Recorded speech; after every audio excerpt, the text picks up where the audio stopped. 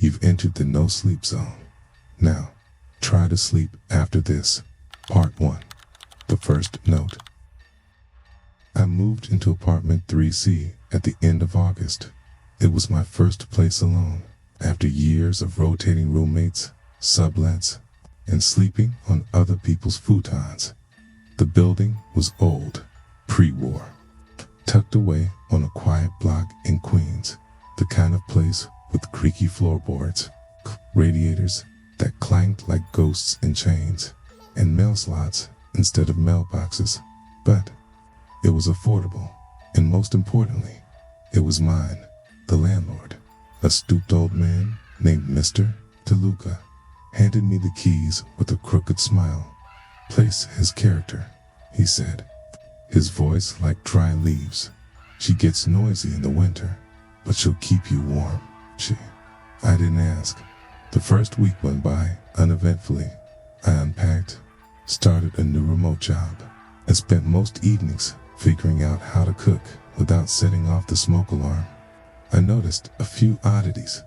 The light in the hallway would flicker when I walked past it. The living room window creaked open slightly on its own, even when locked, but I couldn't chalk up the quirks of an old building.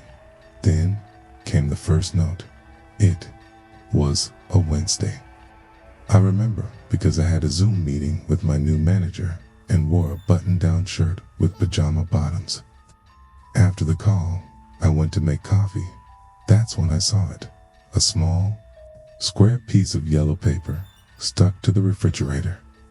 "Don't trust the man upstairs." That was all it said, scrawled in an even, frantic handwriting. It's the kind you'd expect from someone writing in the dark. I stared at it for a full minute. My first thought was that it was leftover from the previous tenant, maybe a joke, or something meant for someone else. But that didn't make sense. The fridge had been spotless when I moved in. I was sure of it. I peeled it off and examined this back, blank. No tape, just enough static to cling to the surface. I checked the hallway. Nothing. No footsteps, no neighbors. Just the hum of the old elevator at the far end of the corridor. Maybe it was a prank.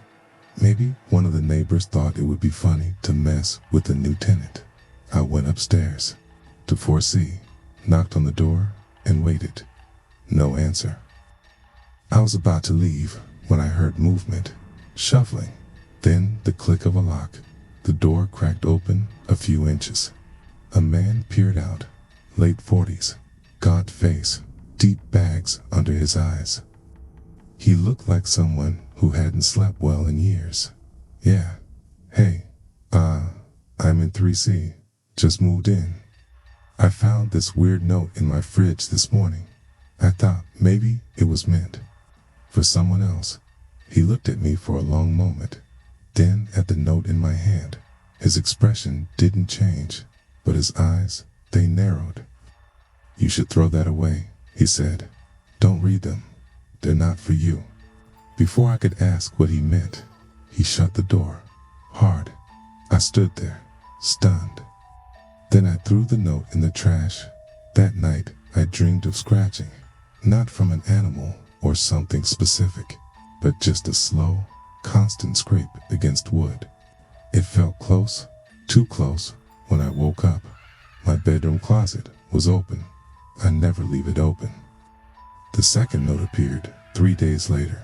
This one was in my bathroom, taped to the mirror. "Don't let her in." I laughed out loud.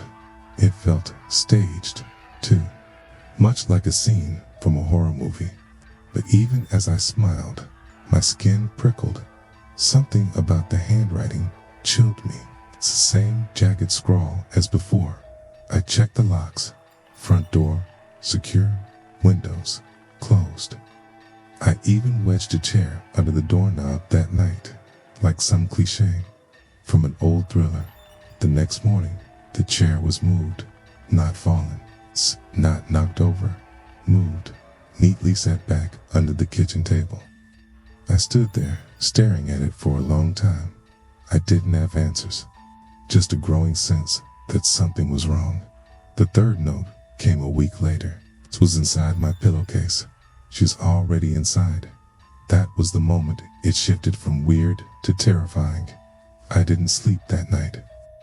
I stayed up, lights on, clutching a kitchen knife like it was a safety blanket. I called my friend Mark and asked if I could crash at his place for a few days. I told him someone was messing with me. He said I was being paranoid.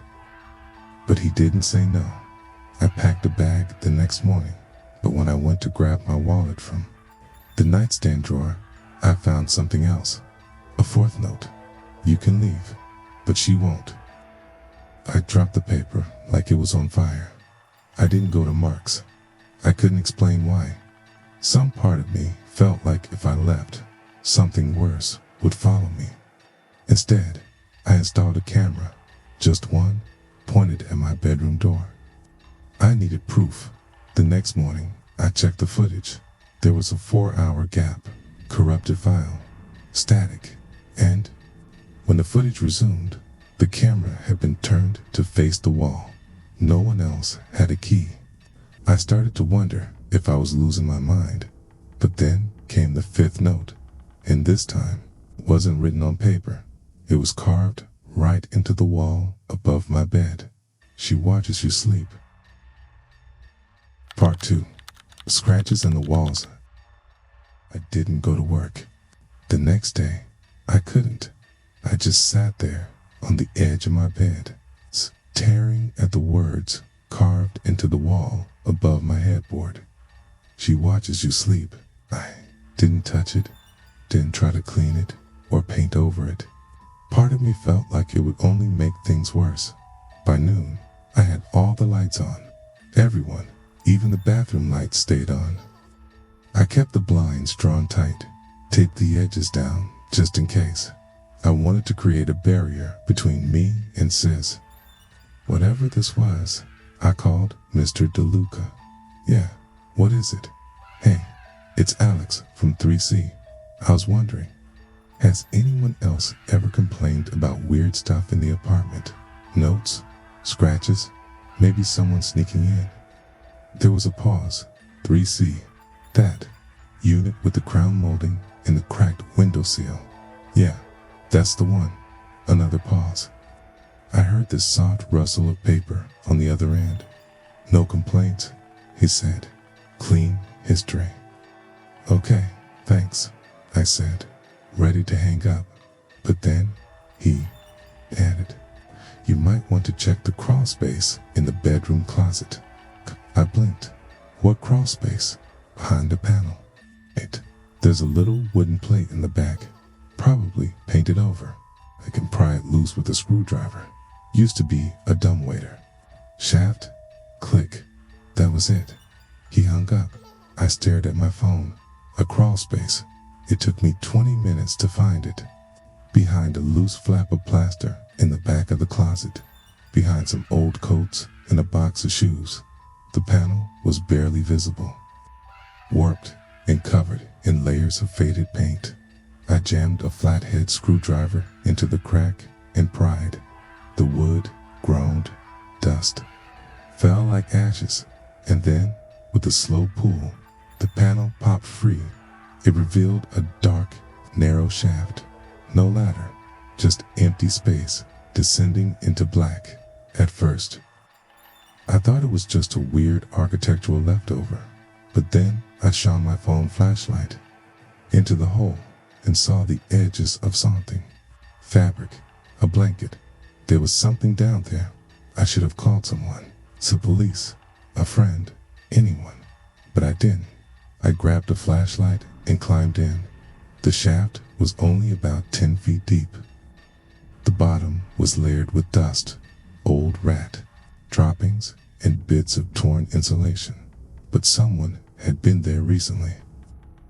There was a small mattress pad, crumpled and stained, an old flashlight, and a pile of crumpled yellow notes. I picked up the top one.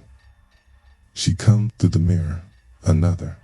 Don't speak to her, not even if she uses your voice. There were dozens of them, some newer, some almost crumbling with age. And then I found something else, a small, leather-bound journal. Inside were pages and pages of entries, all written by the same person. His name was Daniel Meyer. And according to the first page, he lived in 3C 10 years ago. His last entry was dated June 16, 2013. She lives in the walls. I hear her whispering through the vents. Last night, she stood at the foot of my bed for hours. I didn't move, didn't breathe. She's getting bolder. I don't think I can stay here much longer. If anyone finds this, burn it all. I climbed out of the shaft, locked the closet, and shoved my dresser in front of the door. That night, I didn't sleep over the next few days. The apartment got colder. Even with the radiator on full blast, I could see my breath in the air. The light in the hallway flickered more violently, as if protesting my presence, and the notes kept coming. Slipped under the door, folded into my cereal box. One was even taped to the inside of my shower curtain. She knows you found the journal. You're reading her story now. You're next. I stopped going to work. I stopped answering texts. Mark showed up at my door on the 5th day. He knocked for a while, then let himself in with the spare key I'd given him weeks ago. He found me sitting on the floor, all the notes spread out around me. Jesus, Alex, what the hell is going on? I didn't know how to explain it. I told him about the notes, the camera, the crawl space. He wanted to see it. I said no. We argued. He finally convinced me to let him open the crawl space. When we did, it was empty. No blanket, no flashlight, no journal, just a hollow shaft and dust. I lost it. I screamed. I tore up the closet floor, ripped open the walls. Mark had to drag me out. He sat me down on the couch, breathing hard. You need help, man. Real help. This is serious. I nodded, but I knew something he didn't. He hadn't seen the wall behind the dresser. He hadn't seen the new carving. Don't let him leave. That night, Mark stayed on the couch, just to make sure I didn't do anything stupid. I pretended to sleep, but I looked in the bedroom mirror. At 3:17 a.m., it shimmered, just a flicker, like heat rising off asphalt. And then I heard it, a whisper, coming from the mirror. My voice, Alex, help me, please, let me in. Part 3, the other side of the mirror after that night. Mark didn't stay over again. He called me the next morning and told me he couldn't help if I didn't help myself. Said I needed therapy, medication, a break. I didn't blame him, because what was I supposed to say? There's a woman living in my mirror, and she wants to wear my skin. No one would believe that. But I stopped seeing her as a hallucination when I found her reflection moving behind me in the mirror. I was brushing my teeth. My reflection was normal. Then, behind it, a woman passed through the background, pale, with black stringy hair, wearing my old college hoodie, one I threw away months ago. She glided past the hallway behind me. I spun around. Nothing. I turned back. She was closer, right behind me. Her eyes met mine in the mirror. She smiled, and then she was gone. I stopped using the bathroom mirror after that. I covered it with a towel, duct taped all the edges, did the same with the one in the bedroom, but they didn't stay covered every night. I woke up to find the towels pulled down, tape peeled away, fabric crumpled on the floor like it had been laughed at. The mirror would always be clean, polished, gleaming, and sometimes words would be there, not carved this time, but drawn in. The condensation after a shower. Come closer. She wants you to look. I tried smashing them. I took a hammer to the one in the bedroom first. It cracked, webbed into 100 tiny lines. I felt a strange rush of relief until the pieces began to shift, not fall, shift. Each shard wiggled on its own, like teeth in a jaw. Then they started rearranging, twisting inward, forming an eye. It blinked. I screamed and ran. I stayed at a motel that night, one with no mirrors, not even in the bathroom. I didn't sleep. I just sat with my back to the wall, clutching the journal I'd finally found again. In the trunk of my car, stuffed behind a spare tire. I hadn't put it there. I hadn't even thought to check. But someone had wanted me to keep it. Maybe her, maybe Daniel. There was one final entry I hadn't read before. There's a mirror inside the mirror. The more you look, the more she sees. The more she sees, the less of you remains. She feeds on reflection. Don't speak her name. Don't remember her voice. Don't believe the version of yourself that looks back. It was signed D. Meyer. Dan. A strange footnote beneath it. If you read this, it means she chose you. I'm sorry. I wasn't strong enough. Maybe you will be. I went back to the apartment the next day. Something compelled me to. Like I had unfinished business. I opened the front door and found the apartment exactly as I left it. Except for one thing. The mirrors were gone. All of them. Every piece of reflective glass had been removed. Even the microwave screen. Even the black screen of my TV. The only thing left was the frame of the bathroom mirror. Inside the frame, instead of a mirror, there was a sheet of paper, folded, creased. A note. I picked it up and read, "Look in the glass and you'll find me. Look too long and you'll become me." It didn't end there. I started seeing my reflection in other people's glasses, on the side of their phones, car windows, storefronts, but it wasn't me. It was someone who looked like me, wearing my clothes, smiling when I wasn't, winking. One day, I was at the grocery store. I turned to look at a freezer door, and there, she was, my double. Only this time, she wasn't behind glass. She was standing in the aisle. Haze. She reached out, touched my cheek, and whispered, "It's your turn."